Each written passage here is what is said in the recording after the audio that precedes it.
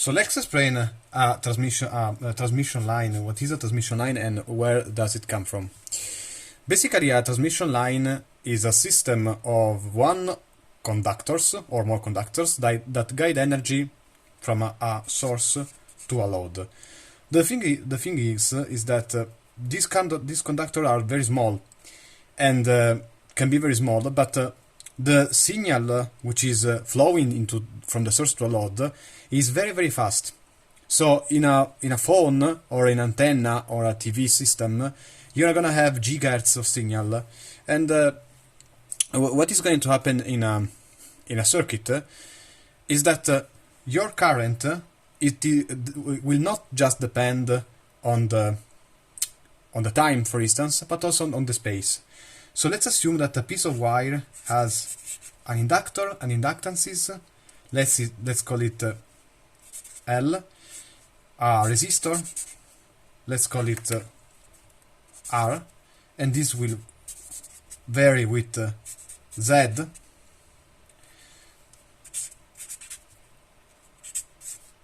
The voltage here, which we read is Z and T, and a capacitance C, the Z, and an equivalent parallel transconductance of G, the Z. So this models quite firmly the transmission line.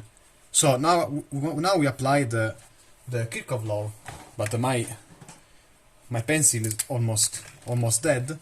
So VZT minus VZ plus DZT. Basically, this is delta V. This is just the Kirchhoff law. It is equal to R dz times I ZT plus, let's follow the path, L dz. Now I have to use, you know that the equation of the inductor is di over dt, L equal to VL equal to L times di over dt, but since there are more than two variables, you need to use the partial derivative here instead. So let's use the partial derivative with respect of time of I, Z and T. Now for the current is basically the same, so EZT minus EZ plus the Z T is equal to G, which is just the transconductance. You can use also the Ohm law, V equal to R times I, but also I equal to V over R, which is equal to G times V. I'm basically using this G times the Z times V, as you can see, G times V, which depends on both Z and T plus C again. C the Z again, the partial derivative here is required, so the partial derivative on the time of V Z, V of there is also the time here, so I'm not going to write it.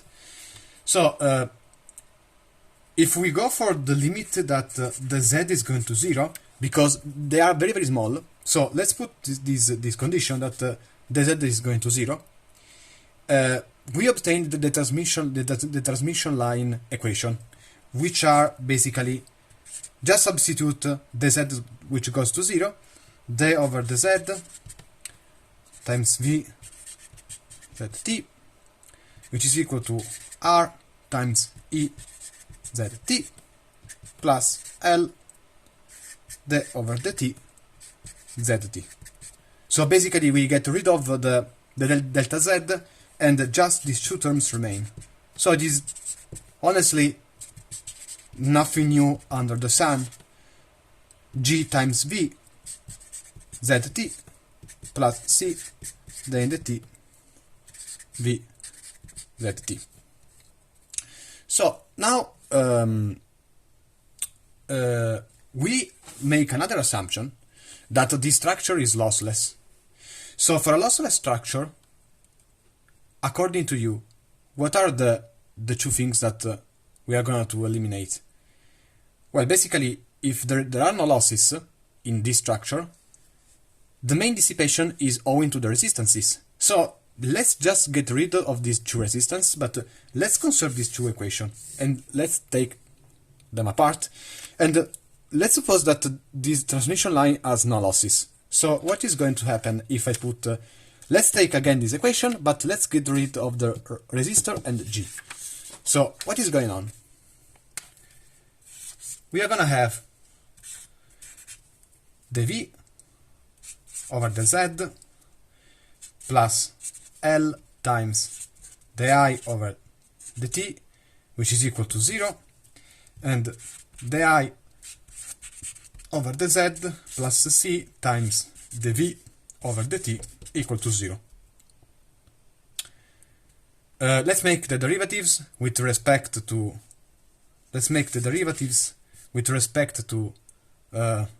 T and Z, and what we obtain is the derivative again, the square derivative, the second derivative, it's not called square, it's the second derivative of the V respect to Z times L, square the second derivative of the Z, the I, equal to 0. So I'm basically deriving everything with respect to Z, the I square, the T, the Z, C times the square V, the T square. So what I'm trying to do is to recreate the so-called constant propagation LC. So the constant wave propagation is called BF. It is 1 over radical square of LC, and if you put these two equations all together, you will obtain basically the so-called D'Alembert equation. So second derivative of V, Z, second derivative Vz minus Lc times the square V T, Vz square T. So basically you derive the voltage. So what is this equation is saying? That you have to derive the voltage with both respect to Z and T, which are respectively space and time.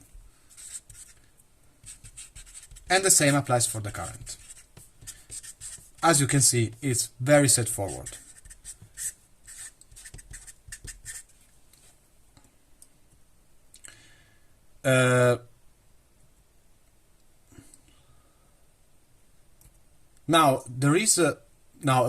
This equation actually has a solution, and from this equation you derive that the constant is 1 over square wave of RC, and if you make a change of variables, you use, and I don't remember this Greek letter, but let's call it V.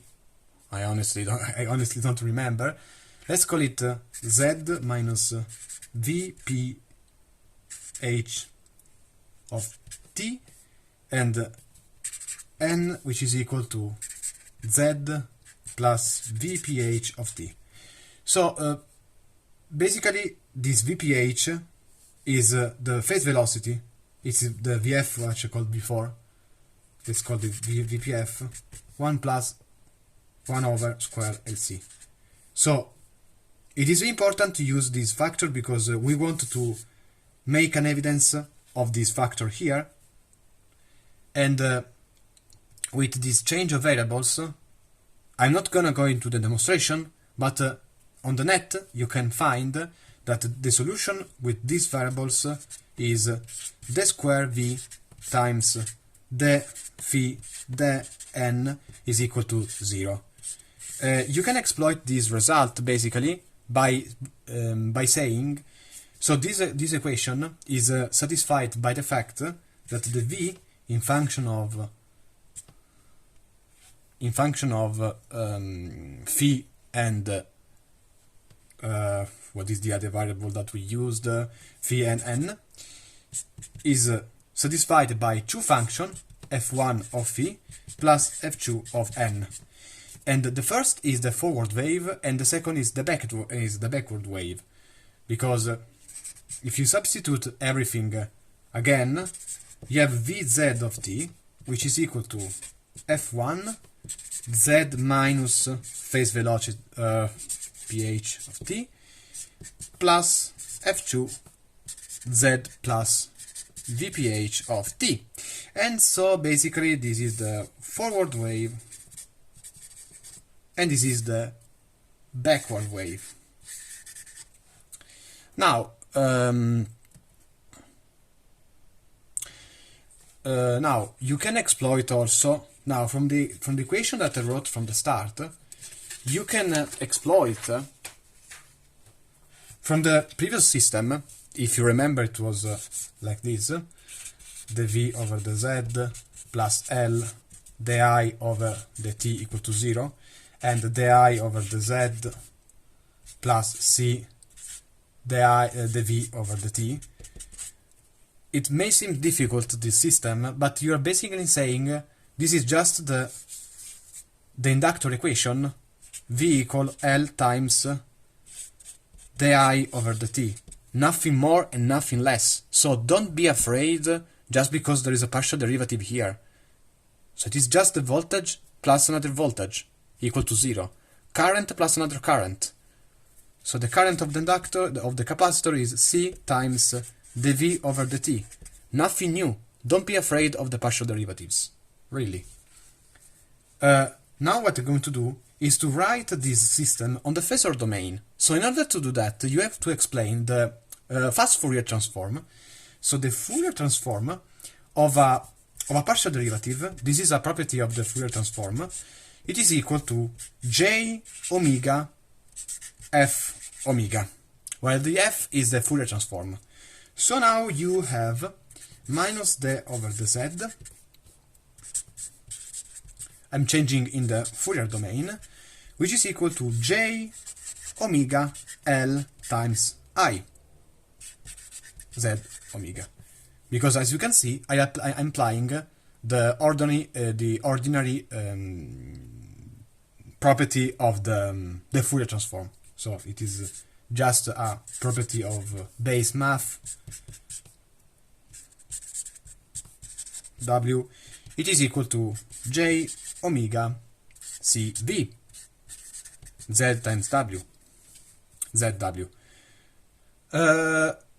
Now what you obtain here, if you put this equation all together, so this into that, you obtain another equation which is I think very famous, and it is called the Helmholtz equation. So second derivative of the voltage zw plus k square, and this k square is the key of this equation, because k, it is equal to omega radical square of LC.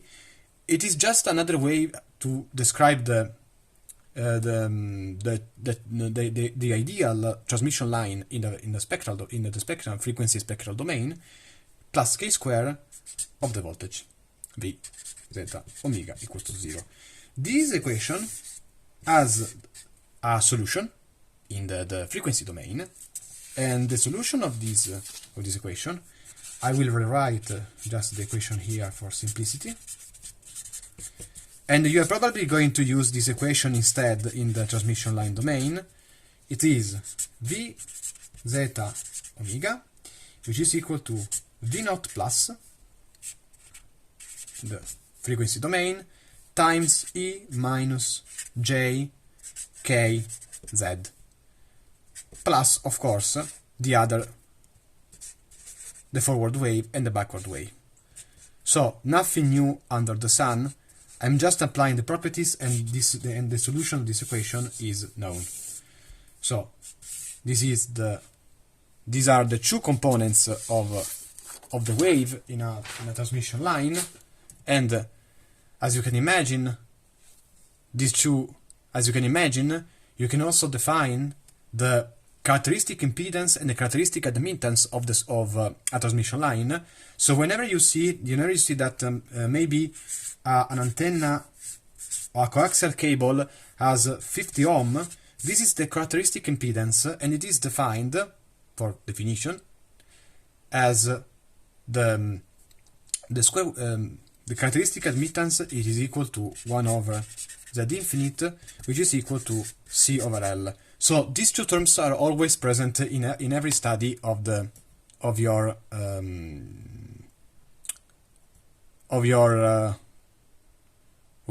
transmission line. I just remember for simplicity that you always have two periods. The first, it is the temporal period, and it is the T equals to 2 pi over omega naught. This is the classical period that you have seen since physics, the period of a pendulum, the period in time. And this is this is of course the time interval during which the wave phase changes of 2 pi. If I say that this sign has period 1 millisecond, it means that in 1 millisecond he will change the phase of 2 pi. So you can also interpret by this. But you have also another period here, which is called the spatial period. And it is lambda equal to 2 pi over k0.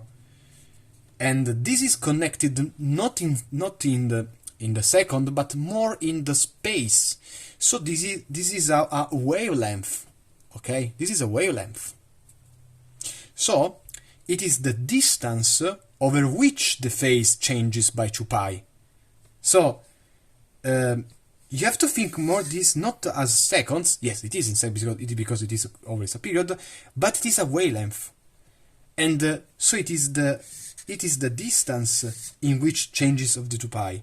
And this interpretation, it is very, very important, because you can relate these two equations using T times VPH, which is always LC, square root of C, which is equal to lambda. So this means that a wave moves over the distance of a wavelength during the time interval of a temporal period. So these two periods are very, very, very related. And basically this is the most basic theory about transmission line. Now, just for simplicity, I will add some consideration, because how can you exploit this information in a circuit? I will explain in another video.